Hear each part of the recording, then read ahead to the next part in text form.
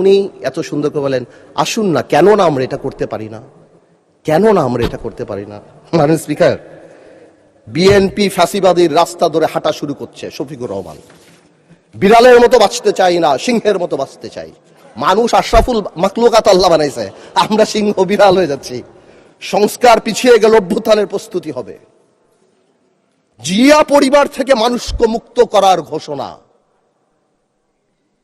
16 বছর জিয়া পরিবারের থেকে মুক্ত করতে শেখ হাসিনা হেলিকপ্টার দিয়ে পালিয়েছে, সাতরায় পালাবে। মাননীয় স্পিকার বলে কি, জিয়া পরিবার মানে বাংলাদেশের গণতন্ত্র, জিয়া পরিবার মানে বাংলাদেশের স্বাধীনতার ধারক বাহক,